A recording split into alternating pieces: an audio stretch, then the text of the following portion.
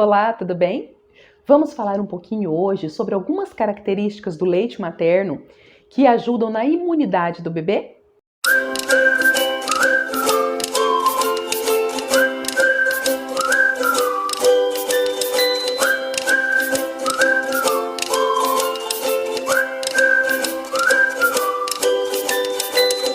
Você sabia que há uma interação entre o leite materno, a mãe e o bebê? As características do leite, mais a fisiologia da mãe e mais a fisiologia do bebê, formam uma tríade que só fazem bem para o bebê e para a mãe.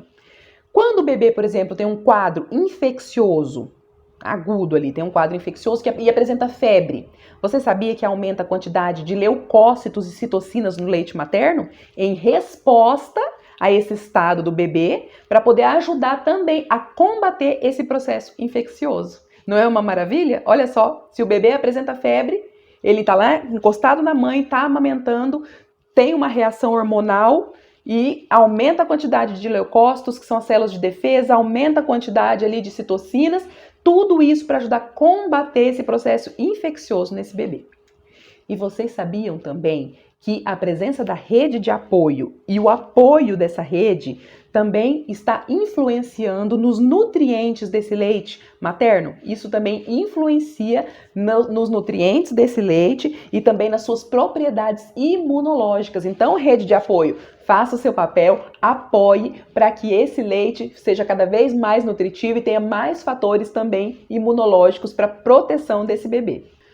A produção média diária de leite é mais ou menos em torno de 750 a 800 ml na fase onde o leite já é o leite maduro. Tem o colostro, tem o leite de transição e o maduro. Então já quando está lá naquela fase de leite maduro é mais ou menos entre 750 a 800 ml por dia de leite que a mulher produz. E desse leite, 87 a 88% é água e o restante são os demais nutrientes que são necessários para o crescimento e desenvolvimento deste bebê.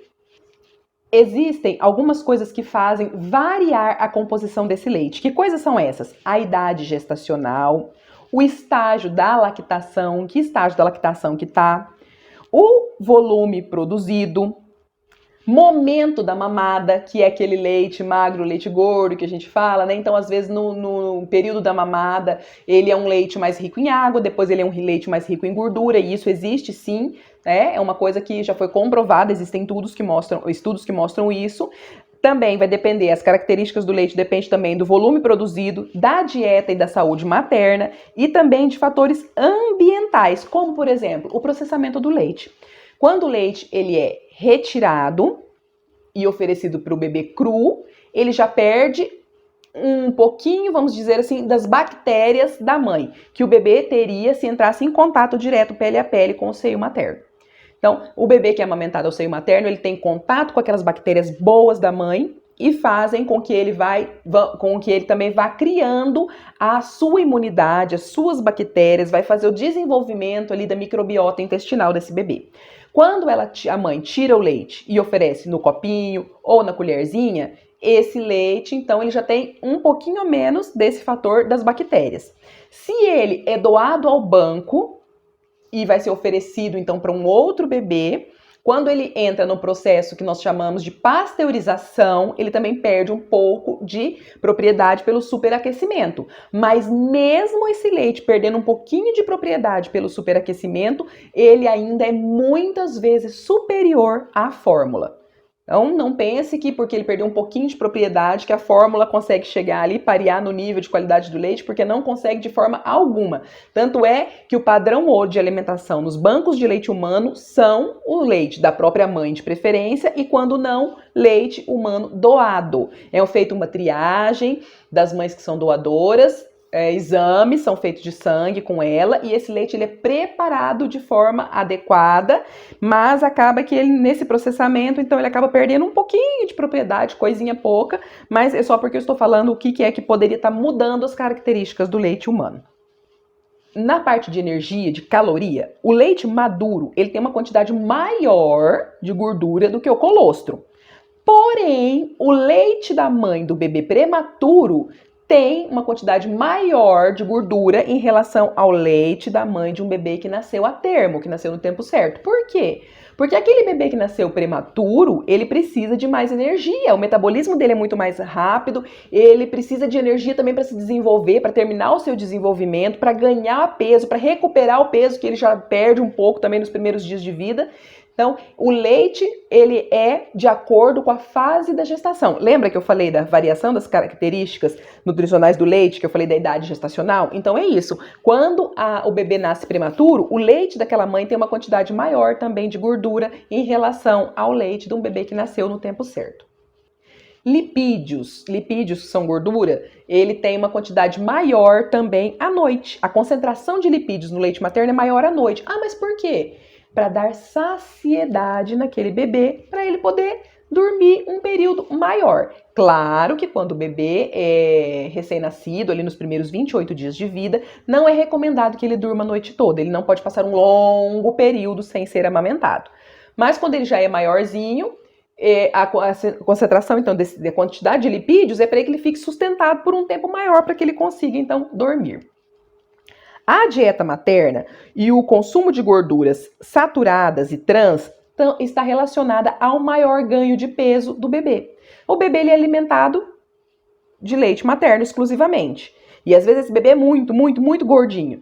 Pode ter relação com a alimentação materna. Se ela se alimenta com comidas que têm muita quantidade de gorduras saturadas e trans, esse bebê pode acabar ficando um pouquinho mais gordinho também por conta da dieta materna. Quanto mais leite for retirado do peito, mais leite será produzido. E também, quanto mais leite for retirado do peito, maior vai ser o teor de gordura produzida também.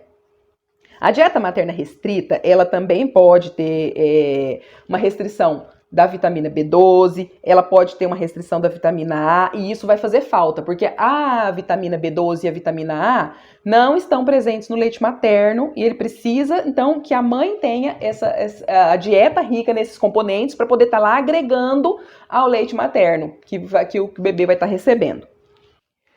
Tem uma pesquisa que é a pesquisadora se chama Eva, e ela ampliou no microscópio 600 vezes o leite humano e a fórmula.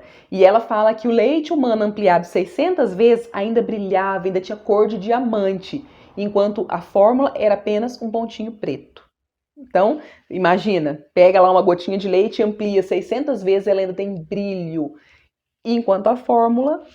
Não vamos também, né? A fórmula é ruim. Não, a fórmula ela foi criada como medicação, como para ser prescrita para bebês que não podem ser amamentados ao seio materno, que tem alguma restrição, por exemplo, HIV, por motivos que o bebê talvez fique sem a mãe, ou a mãe às vezes vai para uma UTI e não pode tirar o leite ordenhado, e esse bebê às vezes precisa receber essa fórmula, mas a fórmula, ela jamais vai se comparar ao leite materno. Então ela não pensa que a fórmula contém tudo que o seu bebê precisa, então eu prefiro dar fórmula do que dar o leite materno. Não, a fórmula não tem tudo que o bebê precisa, e ela foi criada para ser usada em situações especiais. Porém, a cultura do desmame fez com que as pessoas acreditassem que a fórmula era ideal.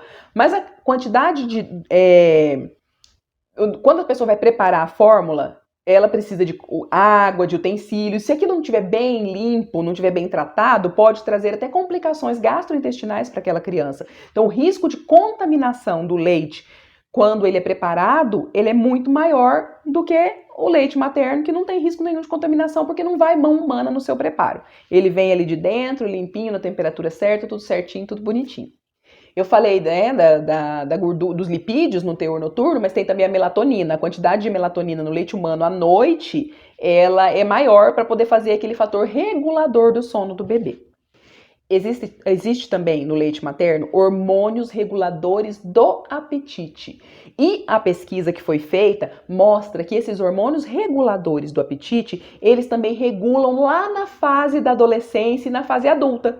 Eles regulam não o apetite do bebê apenas naquele momento que ele está sendo amamentado, também na fase adulta. Por quê? Porque ele ajuda a formular aquele padrão de metabolismo daquela criança e ele vai ficar mais saciado, com uma quantidade menor de comida, não vai ficar querendo comer toda hora. Então aquilo ali vai ajudar a desenvolver, né, o seu componente genético ali para poder formar suas características de alimentação. O leite materno, então, também ajuda a prevenir obesidade por conta desse fator que tem os hormônios controladores do apetite, que vai lá fazer efeito a longo prazo também. Então eu trouxe para vocês aqui algumas curiosidades, algumas características importantes do leite materno, que quem é especialista em amamentação tem que ter conhecimento para poder saber passar um plano, traçar um plano de cuidados específico para cada binômio, para cada mãe e bebê que está atendendo. Então são curiosidades interessantes para você entender o porquê que uma mãe, por exemplo, quando ela está voltando ao trabalho, ela não pode deixar de amamentar à noite. O pico de prolactina é noturno. Ela precisa, então, para manter a produção de leite, amamentar à noite. Não pode pular a mamada da noite. Não só aquela que está voltando ao trabalho, mas quando ela tem um bebê recém-nascido, às vezes fala assim, eu vou amamentar de dia e aí à noite, para mim descansar, eu vou dormir, dou fórmula. Mas a prolactina, que é o hormônio responsável pela produção de leite, o seu pico na corrente sanguínea é noturno. Então ela precisa amamentar à noite para que essa prolactina seja produzida.